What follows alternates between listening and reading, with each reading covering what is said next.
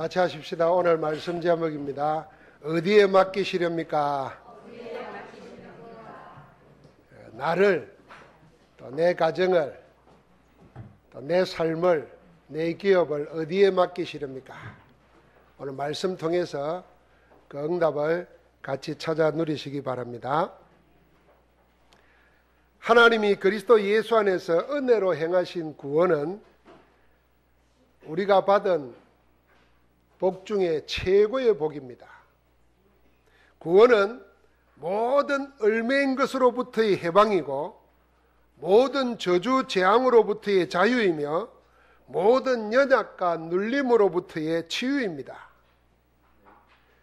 이전의 사망 근세에서 이제 하나님이 주신 새 생명으로 전혀 다른 새 생명을 사는 것이 여러분과 내가 받은 구원입니다. 그래서 로마서 8장 1절 2절에 보니까 그리스도 예수 안에서 결코 정죄함이 없나니 생명의 성령의 법이 죄와 사망의 법에서 너를 해방하였다 그랬습니다. 그뿐만이 아닙니다. 사도행전 26장 18절에 보니까 우리를 흑암에서 건져내어 빛으로 사단의 근세에서 하나님 나라로 옮기셨다고 했습니다. 그래서 갈라디아서 2장 20절에 고백하기를 이전에 나는 죽고 이제 그리스도 예수 안에서 나는 새로 사는 것이다. 그렇게 고백했습니다. 그게 우리가 받은 구원입니다. 죽어서 천국 가는 것은 구원의 마지막 열매고 살아서 구원의 복을 누리고 사는데 그게 해방과 자유와 치유, 회복 모든 것이 포함되어 있는 말이 구원입니다. 지금도 하나님은 모든 것을 가지고 전력으로 행하시는 일이 있습니다. 그게 예수 그리스도를 통한 구원 사역입니다. 성삼위 하나님은 지금도 인류의 구원을 위하여 그 뜻하신 것을 반드시 이루십니다. 하나님은 이 큰 구원의 역사가 지금 우리 시대에 이루어지기를 간절히 원하시면서 여러분과 나를 구원의 대열 속에 들어와서 함께 하기를 원하고 계시는 줄 믿습니다. 우리는 세 가지의 절대 계획을 가지고 하나님의 가장 원하시는 것을 이룰 수 있습니다. 곧 전도 계획, 성전 계획, 기도 계획입니다. 우리가 전도를 계획하는 것은 영원한 과거의 저주를 없애버리는 겁니다. 늘 기억해야 됩니다. 과거는 지나간 것이고 흘러간 것이고 끝난 것이다 생각하지만은 과거 문제를 해결 못하면은 지금도 과거는 오늘을 붙잡고 늘어집니다. 해결 못하면은 미래까지도 과거로 끌어옵니다. 그래서 미래도 오늘도 다 놓칩니다. 그래서 과거의 저주를 없애버려야 됩니다.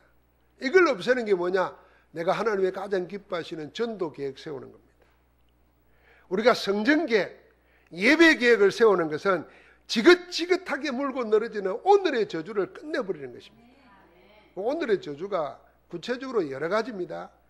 내가 너무 가난하고 내가 늘 연약하여 질병 가운데 나는 가난하지도 않고 질병도 없는데 늘 행복하지가 않아요. 그거 다 저주입니다. 그걸 끊어버리는 게 뭐냐면은 예배 계획으로 나를 성전으로 내가 성전 계획을 세우는 것입니다. 세 번째 기도 계획이 뭐겠습니까? 앞으로 앞날에 어떤 일이 날지 모릅니다. 그 미래의 저주를 축복으로 바꾸는 것이 기도 계획입니다. 나는 어떻게 기도하겠다 하는 것을 계획 세우고 실천할 때마다 앞날을 하나님이 주관해 가시는 겁니다. 그래서 우리는 말씀과 복음과 응답 따라 인도받아 가면은 절대 언약을 이루시는 하나님의 언약의 여정과 함께하는 복을 누리게 됩니다. 모두 다 행복한 그런 축복의 삶을 살기를 주의 이름으로 축원합니다. 바울은 그렇게 예수님을 만난 다음에 살아왔고 또 살아갈 것을 말합니다. 그게 오늘의 설교입니다. 사도 바울은 예루살렘을 거쳐 로마로 향해 가는 여정 속에서 밀레도라는 곳에 이르렀습니다. 이 밀레도에서 3년간 사역했던 에베소 교회 장로들을 불렀습니다. 하나님께서 자신을 통해서 행하셨던 지난 세월의 사역을 정리하면서 앞으로 교회에 닥칠 일을 미리 말씀했습니다. 그러면서 우리 자신과 교회를, 앞날을 어디에 맡겨야 할지를 메시지로 남겼습니다. 사도행전에서 사도 바울이 여러 번 설교하는 가운데 오늘 본문 말고는 전부 다 불신 세상을 향하여서 메시지한 겁니다. 그런데 믿는 자, 그 중에서도 중직자 장로들을 모아놓고 한 메시지는 유일합니다. 오늘 본문이. 그 어떻게 보면은 교회에 주는 메시지입니다. 우리에게 주는 메시지입니다. 여기서 사도 바울은 전도운동을 하면서 현장의 중직자가 어떤 마음과 자세로 말씀운동을 해야 할지를 배울 수 있게 합니다. 여러분, 나는 어떻게 말씀운동을 해야겠습니까? 사도 바울은 17절부터 이렇게 말합니다. 아시아에 들어온 첫날부터 지금까지 한결같은 마음으로 사역했습니다. 19절에 보니까 모든 눈물과 겸손으로 주님을 섬겼다 그랬습니다. 주님을 섬기는데 모든 눈물과 겸손 그랬습니다. 이런 눈물로 주님을 섬겨본 적이 있습니까? 이 말은 감사와 감격이, 그 복음에 대한 감사와 감격이 늘 넘쳤다는 겁니다. 그래서 늘 주의 일을 하면서, 교회 일을 하면서, 전도 사역을 하면서 내가 핍박자였는데 이렇게 예수 그리스도를 전하는 전도자가 되었다니 감사 감격이 넘쳤던 겁니다. 그러니까 어떻게 합니까? 늘 겸손합니다. 일을 하면서도 자기 주장을 하거나 자기 교만에 빠지지 않고 늘 감사함으로, 감격으로, 감동으로 일한 것입니다. 20절, 21절을 보니까 복음이 유익하다면 그것이 무엇이든지 누구에게든지 어디서나 복음을 전하고 가르치고 정언했다고 기록하고 있습니다. 그뿐 아닙니다. 24절에 보니까 하나님의 은혜의 복음을 정언하는 사명을 위해서 생명을 걸고 온전히 헌신하면서 달렸습니다. 그래서 24절 말씀에 이렇게 고백합니다. 그럼 우리가 한번 같이 읽어보겠습니다. 24절입니다. 내가 달려갈 길과 주 예수께 받은 사명 곧 하나님의 은혜의 복음을 정언하는 일을 마치려 하면은 나의 생명조차 조금도 귀한 것으로 여기지 아니하노라.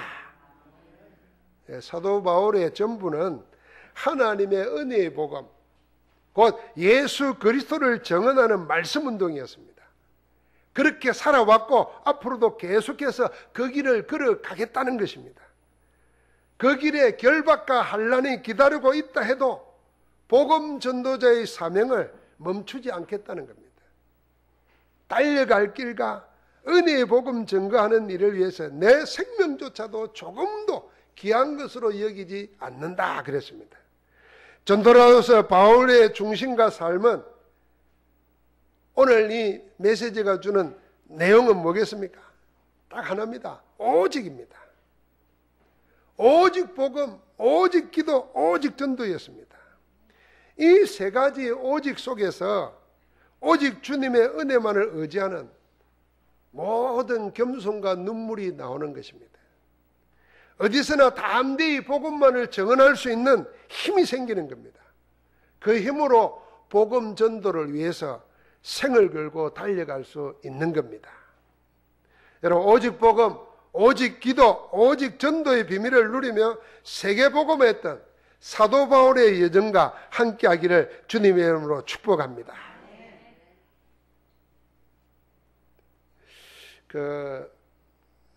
세상 사람들은 교회와 복음 전하느라 오리를 하는 걸 이해를 못합니다. 나이가 한 은퇴할 때쯤 되면은 그게 불신자라도 참 귀한 거구나, 참 행복한 거구나 이리 말합니다. 우리 대학을 다니다가 군대를 갔잖아요.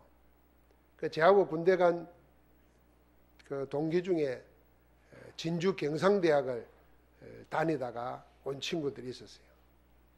이 친구가 제대하고 경찰에 입대를 했어요. 그래가지고 창원, 마지막은 진주경찰서장으로 마쳤어요. 그래서 제가 이제, 한 번씩 꼭 10년쯤 되면 한 번씩 문자가 와요. 자기 퇴직했다 이러고. 그래, 몇 년 전에 가서 만났어요. 만나서 이제 막 그 국회의원 공천 받으려고 이렇게 다니는 중이었는데, 교회를 간다는 거예요. 이제 인사로 가는 거지. 야, 내가 그때는 몰랐는데, 진짜 목사님이 보통이 아니다. 너는 정말 잘한 것 같다. 이러는 거예요.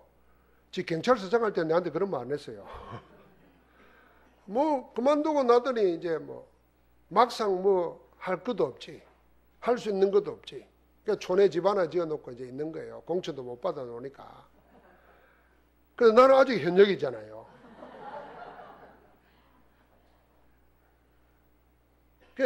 예수 믿고 복음 때문에 복음으로 사는 것이 귀한 줄 모릅니다. 근데 심지어는요, 교회 안에서도 그걸 모르는 사람이 많습니다. 내가 받은 직분, 내가 받은 이 중직자, 이게 얼마나 귀한 것인가. 여러분 사실은 목사만 성직이 아니고 장로, 권사, 안수집사 다 성직입니다. 하나님이 하나님을 위해서 구별해 놓은 겁니다. 그래서 하나님이 끝까지 책임지는 겁니다. 그런데 아무렇게나 생각합니다. 그래서 복을 놓치는 거예요. 사도 바울은 그 축복 속에서 알기 때문에 눈물과 겸손으로 생명 걸고 헌신한 겁니다. 그게 행복한 삶입니다. 여러분 2020년에는 이런 복음만 전하고 복음으로 사는 그 행복을 사실적으로 누리기를 축복합니다. 특별히 오늘 우리 세례받은 공명설 성도님은 더 풍성하게 누리시기를 바랍니다. 이 은혜 못 누리고 세월 지나면서 교회 생활에 익숙한 사람들, 그래서 예수 믿는 감격도 감동도 잃어버리고 그냥 습관적으로 다니는 사람, 그걸 보고 뭐라 그러냐, 묵은덩이라 그럽니다. 다른 거 다 묵은덩이는 좋은 거예요. 김치도 묵은 거요, 바로 되고 좋은 거고 오래될수록 좋아요. 신앙생활에 감동 없이 오래 다녀가지고 사는 묵은덩이는 진짜 나쁜 거예요. 쓸데가 없어요. 근데 오늘 우리는 회복하고 누리게 되기를 축복합니다. 자, 그렇게 살면서 사도 바울은 복음 전도 사역을 하면서 항상 두 가지 상황이 상반되게 나타났다는 걸 알고 있습니다. 복음 전도로 사람과 현장을 살리는 사역은 늘 환영받는 일이 아니었습니다. 오히려 가는 데마다 핍박과 위협이 도사리고 있었습니다. 오늘 말씀 19절에 보니까 유대인의 관계로 인하여 시험과 핍박이 있었다고 그랬습니다. 그런 가운데도 바울 사역은 멈추지 않았습니다. 오히려 하나님이 주신 절대 언약의 여정을 담대하게 걸어갔습니다. 오늘 말씀해 보니까 앞으로도 무슨 일이 어떻게 당할지 모르는 상황이 기다리고 있다고 그랬습니다. 심지어는 어떤 일까지 고백했냐면은 자기 앞에 결박과 환란이 기다리고 있다 그랬어요. 결박과 환란. 그러니까 그 결박과 환란 속에서 어떤 일을 당할지 모르는 두려움이 항상 있었습니다. 그런데도 바울은 멈추지 않았습니다. 항상 어려움을 당하여 왔고 앞날도 곤란한 위기가 예고되어 있었습니다. 위기의 연속이었습니다. 여러분, 이런 어려운 여건이 계속될 때 사도 바울은 그 속에서 눈물과 겸손으로 사역하고 생명의 헌신을 계속했습니다. 여러분, 성경은 하나님의 말씀이고 하나님의 행하신 역사의 기록입니다. 그게 성경입니다. 왜 사람이 살다 가면은 흔적이 남지 않습니까? 우리가 자서전은 안 써도 이제 휴대폰에 남겨놓은 그런 것들이 다 우리의 살다 간 흔적입니다. 그러면 하나님이 이 땅에 택해서 가지고 인류 구원의 역사를 그리스도에서 완성해 놓고 간 기록이 남아 있습니다. 그게 하나님의 역사의 기록이 성경이고 그게 하나님의 말씀입니다. 그래서 성경에는 하나님이 역사하신 발자취가 증거로 남아 있는 겁니다. 이 하나님이 하신 역사를 자세히 들여다보면은 하나님은 언제 어떻게 일하셨는가, 하는 것이 나와 있습니다. 그 시간표가 나옵니다. 그걸 보고 우리는 하나님의 절대 시간표라는 겁니다. 절대 시간표가 언제 나타났나? 사도 바울이 복음 전도하는 사역을 통해서 보면은 여러분과 내가 어려움이 왔을 때 그게 전부 다 응답의 시간표였습니다. 남들이 보면은 어려움 당하는 건데 바울이 시간 지나고 보니까 그게 전부 다 응답의 시간표였어요. 그게 절대 시간표입니다. 사도행전 17장 4절부터 9절에 보니까 데살로니가에 있는 유대인들이 막 사람들을 저작거리에서 선동해 가지고 소동을 일으켜서 핍박했지 않습니까? 그런데요, 그래서 피해간 곳이 베레아입니다. 베레아에 갔더니 누굴 만납니까? 더 신사적이었고 하나님의 말씀을 간절히 사모하는 사람들을 만난 겁니다. 자, 나는 어려움 당한 것 같은데 하나님은 더 귀한 사람들을 예배해 놓고 그들을 만나게 하는 게 있습니다. 사도행전 19장 8절부터 9절에 보니까 복음을 비방하는 유대인을 만납니다. 이 복음을 비방하는 유대인을 만났는데 나중에 어떻게 합니까? 오히려 제자들을 따로 세워가지고 두란노 운동을 일으킬 수 있는 역사가 됩니다. 그 두란노 운동에서 온 아시아에 유대인과 헬란이 다 복음 듣는 일들이 일어납니다. 그러니까 핍박과 어려움이 아니고 더 큰 응답의 시간표였습니다. 이걸 보고 절대 시간표라는 겁니다. 이렇게 보면은 여러분 내가 간혹 어려움이 온다 그럴 때 이거는 절망하거나 낙심하거나 포기할 일이 아닙니다. 이게 뭡니까? 하나님이 예비해 놓으신 그동안에 못 봤던 것을 볼 수 있는 절대 시간표가 됩니다. 성경이 다 그랬어요. 렘넌트 7명들을 보십시오. 초대교회를 보십시오. 그런 어려움을 당할 수가 없습니다. 그런데 그들이 그 어려움 때문에 무너지고 망했나가 아닙니다. 오히려 남들이 못 보는 것을 보는 큰 응답을 받은 겁니다. 하나님의 절대 시간표는 두 번째는 뭐냐면 핍박의 때입니다. 이 핍박의 때가 오히려 새로운 문을 여는 시간표였습니다. 유대인들의 핍박이 심해지니까 첫 번째 세계 선교의 문이 열립니다. 그게 사도행전 13장이에요. 마게도냐 핍박이 일어나니까 오히려 참된 치유의 문이 열립니다. 그게 13장, 16장, 19장입니다. 우상과 귀신문화, 점술문화에 오랫동안 고통당하는 사람들이 살아나게 됩니다. 그게 마게도냐 핍박으로 응답받은 것입니다. 그뿐만 아닙니다. 격심한 로마의 핍박이 일어났는데 오히려 로마가 복음화됩니다. 핍박의 때에 하나님께서는 세상 사람들이 못 보고 담가 놓은 문들이 열리는 응답으로 부응하신 것입니다. 마지막엔 죽음의 때 순교당하는데 그게 시대의 흐름을 바꾸는 제자를 세우는 기회로 하나님은 응답 줬습니다. 스데반이 돌에 맞아 죽었어요. 그것도 복음 전하다가. 그때 유대인들의 법에 누가 현장에서 율법을 어겨서 죽일 때는 정인으로 세워야 됩니다. 그때 스데반은 죽어 마땅하다고 정인으로 선 사람이 누구냐 하면은 사도 바울입니다. 그래서 그 앞에 옷을 벗어놓고 정인으로 썼어요. 스데반은 죽을 때 어떻게 죽었습니까? 그들에게 죄를 돌리지 않았습니다. 내 영혼을 아버지께 부탁하나이다 하면서 저들의 죄를 저들에게 돌리지 마옵소서 그랬습니다. 자, 그런데 나중에 어떤 일이 생깁니까?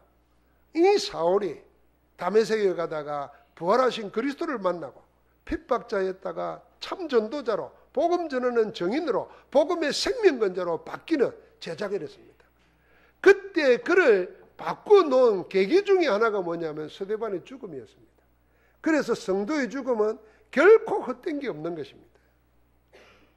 하나님은 이렇게 일을 하실 때 어떻게 하시느냐? 절대 시간표를 가지고 하시는 겁니다. 자, 그렇다고 하면 여러분과 내가 우리에게 주어지는 시간 이걸 흘려보내서는 안 되는 겁니다. 그냥 어려움이 아닙니다. 그냥 핍박이고 순교당하는 것처럼 보이지만은 하나님은 우리를 향하신 절대 언약의 시간표를 이루시려고 허락하신 겁니다. 그래서 내가 그걸 찾아야 됩니다. 사람들은 늘 우리에게 어려움이 오거나 혹은 병 걸렸거나 갑자기 사업이 어려움을 당하면 전부 다 그 현상에 묶입니다. 묶여요. 그것만 쳐다봅니다. 그것만 쳐다보다 보니까 길이 없잖아요. 좌절하고 낙심하고 절망합니다. 그래서 성경에 보면은 이런 말이 너무 많습니다. 눈을 들어 주를 보라 그랬어요. 그 왜 눈을 들으라 그랬을까요? 그거는 들지 않고 있는 상황이 있다는 거예요. 그게 우리 인생이에요. 인간은 항상 문제를 봅니다. 문제를. 땅을 쳐다보는 것과 똑같아요. 문제 속에 사로잡히는 겁니다. 고개 들으라는 거예요. 눈을 들어 주를 보라는 거예요. 하나님을 보라는 겁니다. 내 도움이 어디서 올꼬? 천지를 지으신 여호와께로다 그랬어요. 그래서 내 영혼아 어찌하여 낙심하여 하는고? 주 예수 그리스도 하나님을 바라라 그럽니다. 자기가 자기 영혼을 보고 말하는 거예요. 여러분, 내가 나에게 말할 수 있어야 됩니다. 내가 나에게 말을 하는데 무슨 말을 하느냐? 여러분, 세상 말을 자꾸 덜먹이고 하면 안 돼요. 내 속에서 일어나는 말을 하면 안 돼요. 하나님의 말씀을 받아가지고 그걸 나에게 말해야 돼요. 할렐루야. 그래야 우리를 살립니다. 그래서 나를 위한, 교회를 위한 절대 시간표구나. 혹시 지금 이 어려움 당하는 것, 지금 내가 병든 것, 지금 내가 모욕당하는 이 시간이 하나님의 절대 의약을 이루시는 절대 시간표가 아닌가? 그걸 늘 물어야 됩니다. 사도 바울은 그렇게 살아왔고 앞으로 일어날 일을 그렇게 맡기고 있습니다. 오늘 22절, 23절에 보니까 사도 바울은 성령에 매여 살았다고 그랬습니다. 그 성령께서 앞으로 닥칠 일에 대하여 미리 알려주셨습니다. 그런데 앞으로 닥칠 일이 결박과 환난이 기다리고 있다는 것을 알려주었습니다. 그것이 어떻게 나타날지는 모르지만은 하여튼 무슨 어려움이 올 것이라는 것을 예고한 겁니다. 무엇인지는 확실하지 모르지만은 큰 어려움이 올 것을 미리 알게 될 때 이런 불안과 염려는 더 커지게 마련입니다. 우리도 마찬가지입니다. 앞날의 일이 어떻게 될지 분명하지 않을 때 오는 불안은 더 심각한 위기감을 줍니다. 여러분, 슬금슬금 나이는 들어가고 돈은 떨어져 가고 몸은 약해져 가고 이 불안한 미래를 어떻게 대비하고 살아갑니까? 무엇에다가 어디에다가 여러분은 맡기고 있습니까?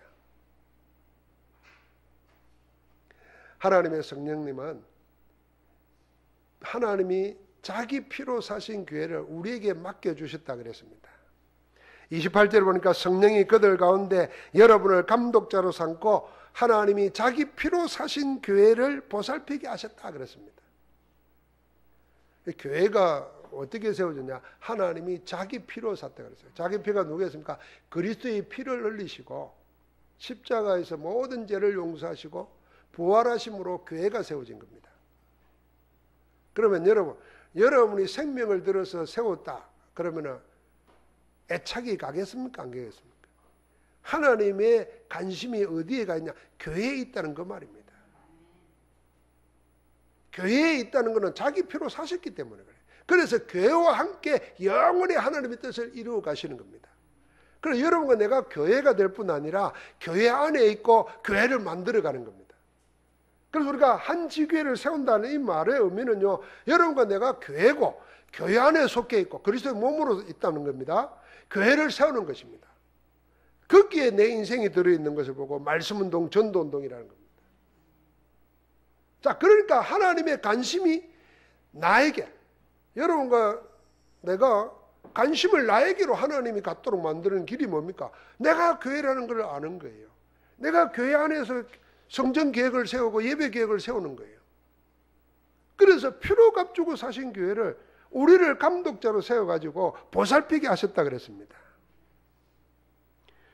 자, 자기 피로 사신 교회 안에 하나님이 천하보다도 더 귀한 하나님의 생명을 소유한 구원받은 자녀들이 있습니다. 그와 함께 하나님을 떠나 사단에게 매여 우상숭배로 지금 저주, 재앙, 고통을 당해가는 세상 살리라는 천명을 맡겨주셨습니다. 교회 안팎에서 교회를 혼란하게 만드는 거짓 진리로 사람을 미혹하는 무리들이 일어나고 나중에는 사단이 뭐라 그랬습니까? 이리때와 같이 양떼를 겁탈하는 일들이 일어난다는 것입니다. 이럴 때에 사도 바울은 자기는 떠납니다. 이 교회를 어떻게 해야 되겠습니까? 생명 걸고 헌신한 교회, 3년 동안 눈물로 섬겼던 이 교회, 앞으로 닥쳐올 일을 보면서 바울은 어디에다가 맡기는가 하는 겁니다.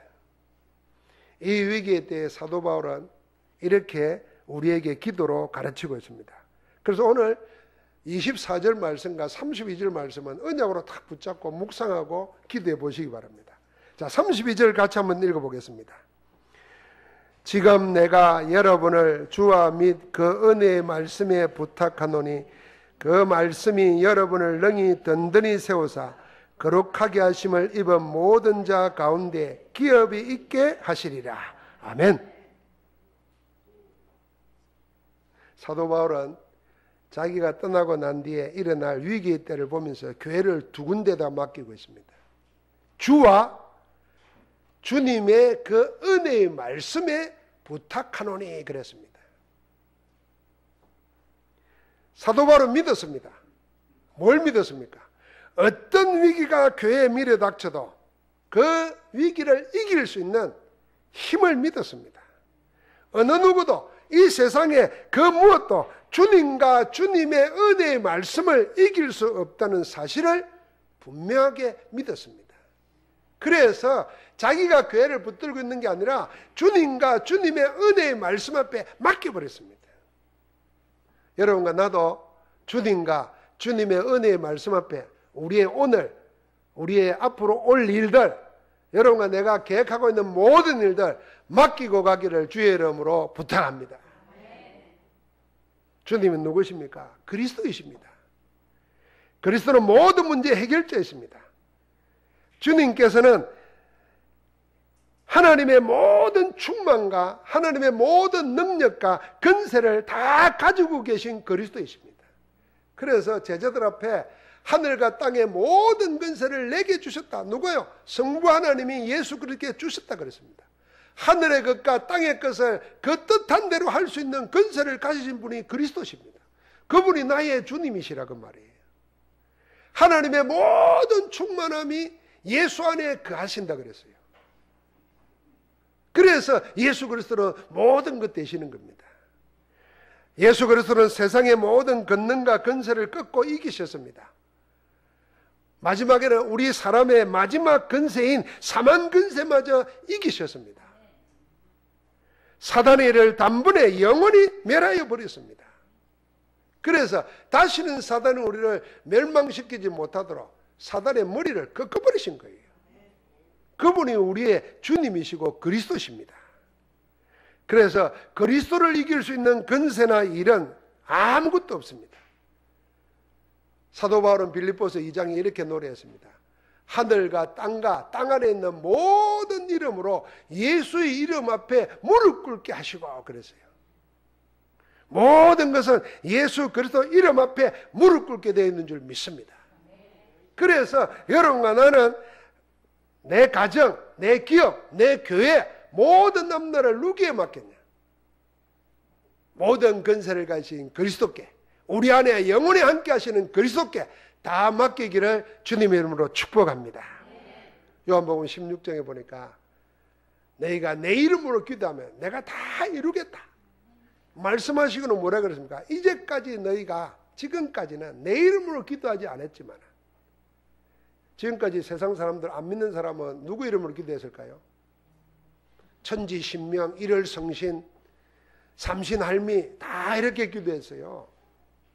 자기 이름 내놓고 기도하고 권력자 이름으로 기도하고 빌었다 그 말입니다. 그러니까 이제까지는 내 이름을 구하지 않았다는 거예요. 교회 안에 있는 사람도 예수 이름의 권세를 모르고 그 이름으로 기도하지 않았고 막연하게 하나님 어찌 좀 해주세요 이런 거 했단 말이에요. 이제는 그 이름을 구체적으로 사용하라는 거예요. 이제까지는 내 이름으로 구하지 않았지만 이제는 구하라. 그리하면 모든 것을 이루어줄 뿐 아니라 기쁨을 주신다 그랬어요. 세상에 알지 못하는 걸 주신다 그랬어요. 놀랍게도 그래서 우리를 보고 빌립보서 4장 6절 7절 보니까 너의 염려를 다 주께 맡겨버리라 그랬어요. 기도와 간구로 감사함으로 너희 구할 것을 하나님께 아뢰라. 그러면 모든 지각에 뛰어난 하나님의 평강이 네 마음과 생각을 지키시리라. 여러분, 누구에게 속아 본 적이 있고 사기당해 본 적이 있습니까? 저는 있어요.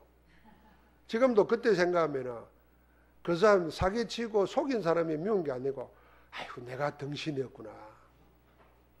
그래서 가만히 뒤집어보니까요, 내 속에 이 탐심이 있으니까 그래요. 또 이 탐심도 그냥 탐심 아니고 적게 내고 크게 얻어먹으려고 하는 그런 욕심이 있어요. 배운 게 그거잖아요. 그러니까 속아 넘어가는 거예요. 그래서 사기꾼은 속임당할 사람을 잘 압니다. 눈을 탁 보면 안다잖아요. 요새는 누가 날 속이려고 안 합니다. 근데요, 왜 그렇게 되겠습니까?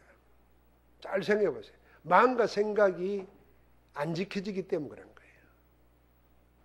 하나님께서 여러분과 내가 기도할 때 염려를 맡겨버리고 기도할 때 무슨 일이 생기냐? 마음과 생각이 하나님과 딱 맞았게 됩니다. 그래서 하나님의 원하시는 것을 구하고 하나님의 원하시는 걸 따라가게 돼 있어요. 그러면 안 망하는 거잖아요. 여러분, 아무리 계획 잘 세놓고 아무리 수고하고 노력해도 하나님과 안 맞는 것을 자꾸 가면은 당하게 돼 있는 거예요. 마음과 생각을 지키신다 그랬어요. 베드로전서 5장 7절에 보니까 너의 염려를 다 주께 맡겨버리라 그랬어요. 아예 맡겨버리라 그랬어요.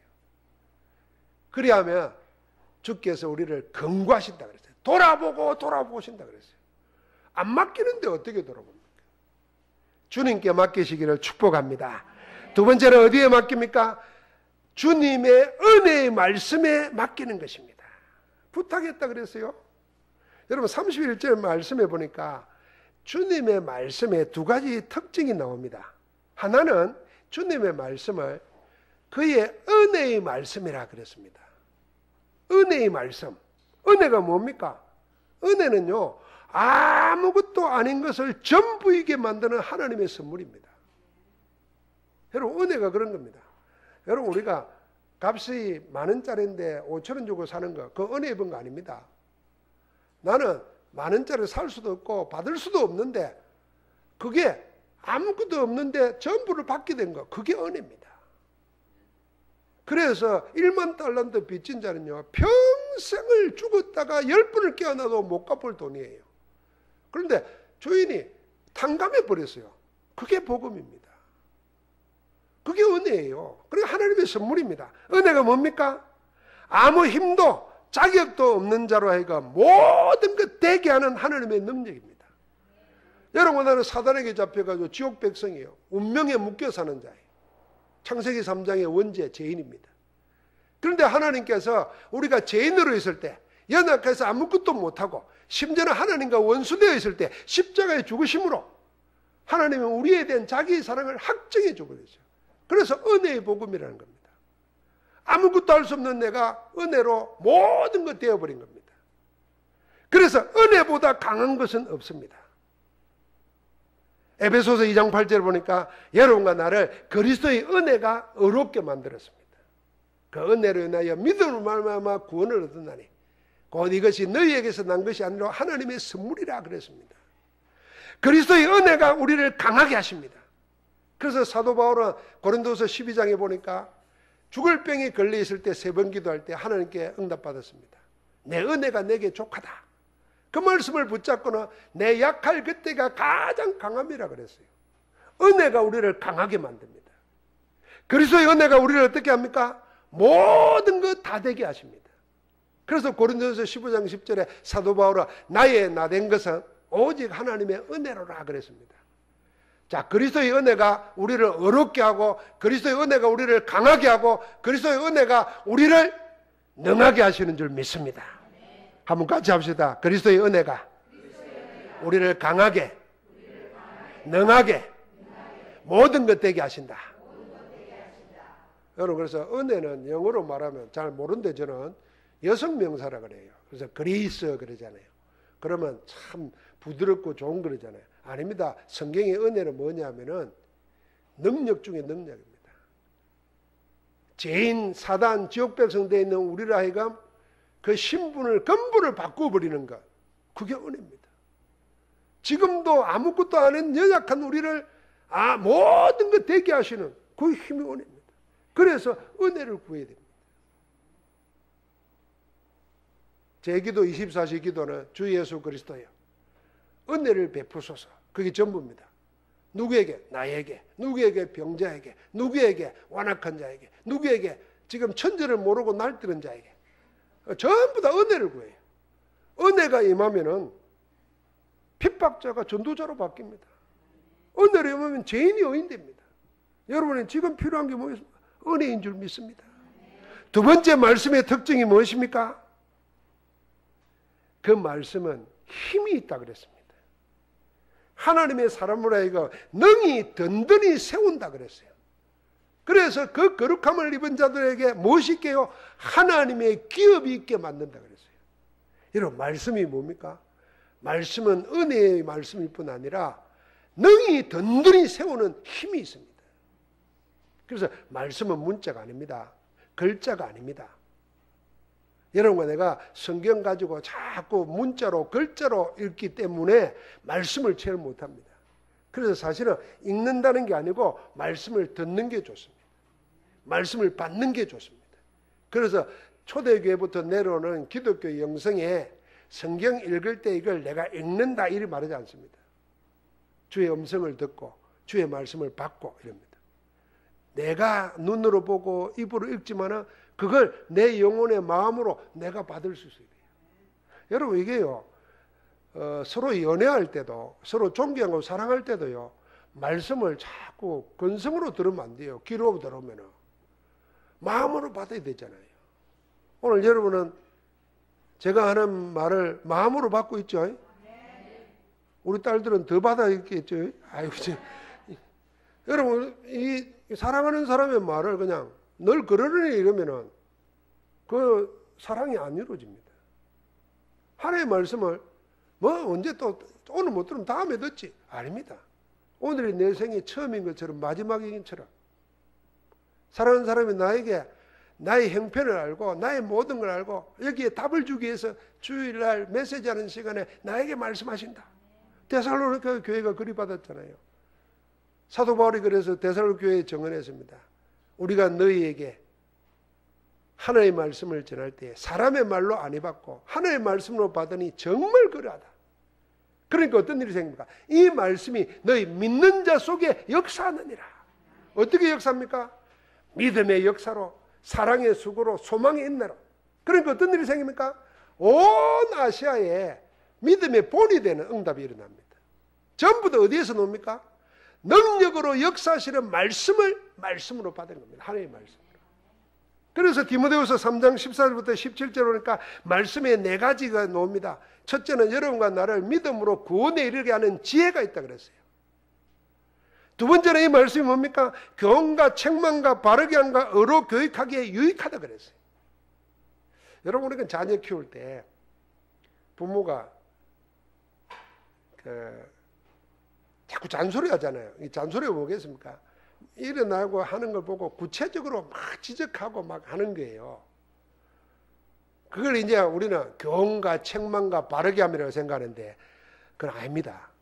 그 뭐래요? 말씀이 하게 해야 됩니다.